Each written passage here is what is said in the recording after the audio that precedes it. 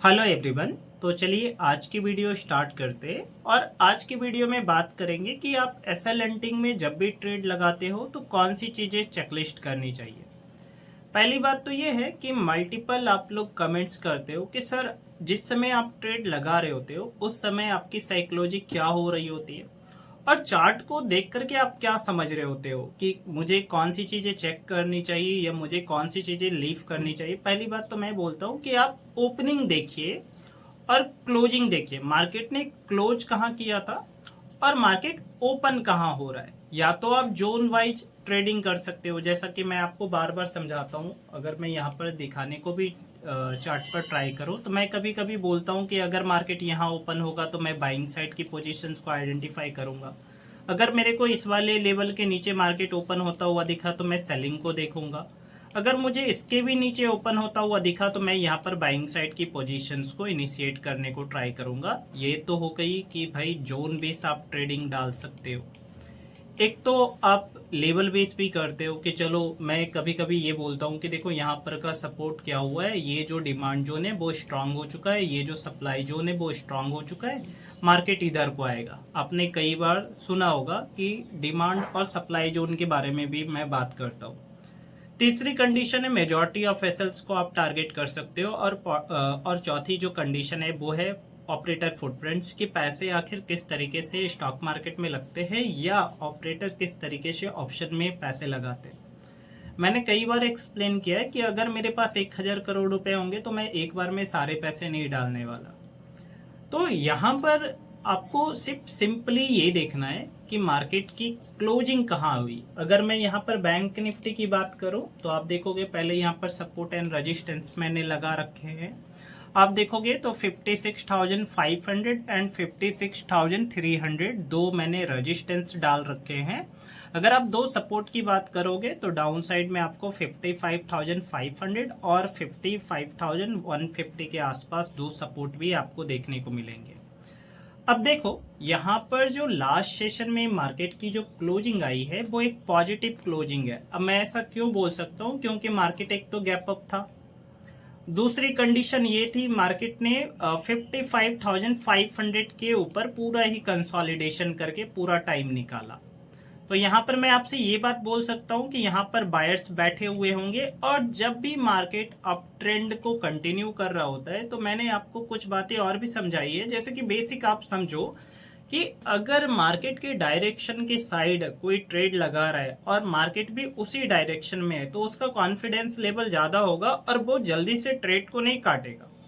तो यहाँ पर क्या है, जब तक मार्केट 55,500 के ऊपर है तब तक यहाँ पर क्या है, बायर्स यहाँ पर एक्टिवेट रहेंगे। अगर मार्केट यहाँ पर भी ओपन होता हुआ दिखेगा तो मार्केट में कौन काम करने को आएंगे, बायर्स काम करने को आएंगे।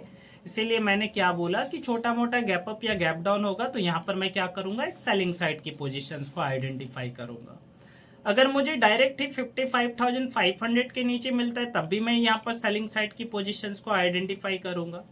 अगर मुझे इस वाले लेवल के नीचे मिलता है 55,150 के नीचे देखने को मिलता है तो ऐसी कंडीशन में सेलिंग भी हो सकती है, बाइंग भी हो सकती है। दोनों ही कंडीशन डिपेंड करेगी कि कैंडल किस तरीके से वहां पर बन रहे हैं और प्रोसेस किस तरीके से चल रहा है और किन को टारगेट करने को ट्राई हो रहा है। इस बात को आप ध्यान में रखिएगा। या तो 55,150 के नीचे ट्रेंड बिल्कुल ही चेंज हो चुका होगा या तो मार्केट में जो बायर्स होंगे वो निकल चुके होंगे एंड वहां पर सेलर्स को बैठाया जा रहा होगा और रीटेस्ट करके मार्केट क्या करेगा, फिर से ट्रेंड को कंटिन्यू डाउन साइड को लेकर के आएगा। तो देखो यहाँ पर दो ऑप्शंस होते हैं पैसे बनाने के, या तो आप रीटेस्ट में पैसा बना लो या तो आप फिर ट्रेंड के लिए, अगर आप ट्रेंड के साथ चलना चाहते हो तो थोड़ा आपको हमेशा से ही वेट करना चाहिए। मैं बार बार बोलता हूँ कि अगर आप ट्रेंड के साथ चलना चाहते हो तो वहां पर थोड़ा वेटिंग पीरियड आपको देखना पड़ेगा, आपको बेटिंग में तो आना पड़ेगा। तो यहाँ पर तो हो गई बात बैंक निफ्टी की कि हम लोग लास्ट सेशन में किस तरीके से काम करेंगे। अगर मैं यहाँ पर निफ्टी की बात करूं, अगर मैं सेंसेक्स की बात करूं तो आप देखोगे तो सेंसेक्स में भी सेम कंडीशन है। और यहाँ पर अगर मैं आपको समझाने को ट्राई करूं तो छोटा मोटा गैप अप या गैप डाउन में मैं यहाँ पर क्या करूंगा, सेलिंग साइड की अपॉर्चुनिटी को फाइंड आउट करूंगा। कई बार ऐसी सिचुएशंस भी आती है जहां पर मैं ये बोलता हूं कि देखो मार्केट अगर इस नंबर के ऊपर है या इस वाले लेवल के ऊपर है या इस वाले सपोर्ट के ऊपर है तो मैं बाइंग साइड की अपॉर्चुनिटी को ही फाइंड आउट करूंगा। मगर ये एक्सेप्शनल है, आपको ये बात भी समझनी पड़ेगी कि मार्केट को ऐसे मोमेंट्स दिखाने पड़ेंगे कि हाँ मैं क्या कर रहा हूं, मैं इस वाले नंबर को या इस वाले सपोर्ट को मैं डिफेंड कर रहा हूं। ये चीजें मान लो कि 77,100 को मैं डिफेंड कर रहा हूं, तो मुझे वो चीज दिखाना पड़ेगा कि हाँ अगर मार्केट में यहां पर किसी ऑपरेटर ने पैसा लगाया और उसके पास कुछ पैसे पड़े हुए हैं तो वो क्या सोच रहा है कि मैं इस वाले नंबर को डिफेंड करूं, तो वो क्या चाहेगा कि इस नंबर के आसपास वो और भी पैसा लगा करके मार्केट को ऊपर लेकर के जाए। ठीक है, तो आपको ये बात समझनी पड़ेगी। अगर मैं यहाँ पर सेंसेक्स की बात करूं तो आप यहाँ पर देखोगे तो छोटा मोटा गैप अप या गैप डाउन में हम लोग क्या करेंगे, सेलिंग साइड की अपॉर्चुनिटी को फाइंड आउट करेंगे। अगर मेरे को इस लेवल के नीचे मार्केट देखने को मिलता है तब भी मैं सेलिंग साइड की अपॉर्चुनिटी को फाइंड आउट करूंगा। साथ में यहाँ पर एक बाइंग साइड की भी पोजीशंस को आइडेंटिफाई किया जा सकता है, ये एक्सेप्शनल केसेस में होगा। अगर मैं सपोर्ट एंड रेजिस्टेंस की बात करूं 77,900 77,700 दो यहाँ पर रेजिस्टेंस है।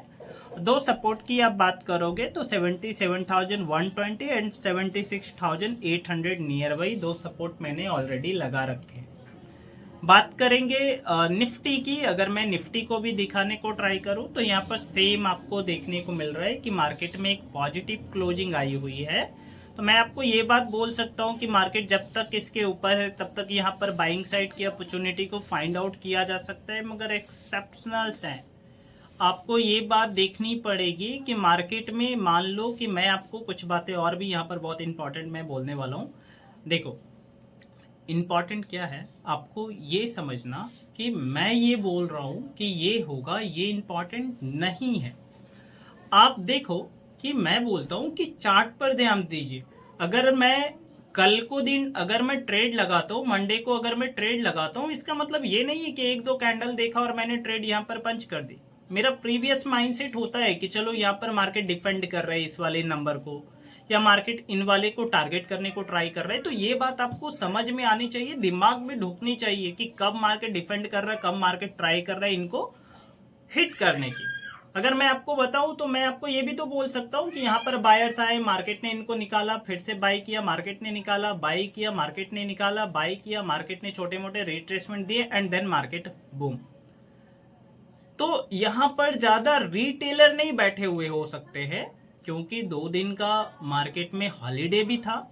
तो यहाँ पर मैं क्या आपको एक पॉइंट ऑफ व्यू देता हूँ कि मार्केट इस वाले लेवल के ऊपर है तो मैं यहाँ पर क्या कर सकता हूँ, मैं एक बाइंग साइड की अपॉर्चुनिटी को फाइंड आउट कर सकता हूँ, एक सेलिंग साइड की भी अपॉर्चुनिटी को फाइंड कर सकता हूँ अकॉर्डिंग टू मार्केट, ना कि मैं यहाँ पर बायस हो जाऊं। मैं बार बार बोलता हूँ, मैं कुछ कड़े बात भी बोलता हूँ कि भैया मैं कोई भगवान नहीं हूं, मैं कोई प्रिडिक्ट करने आपको नहीं सिखा रहा, मैं एक्चुअल में सिखा रहा हूं कि आप भविष्य को ऐसे प्रिडिक्ट मत करो कि ये मैं करूंगा करूंगा करूंगा। भाई नहीं है ये बात, जो लोग आपको बता रहे वो चूतिए बना रहे, मैं खुल के बोलता हूँ ये बात।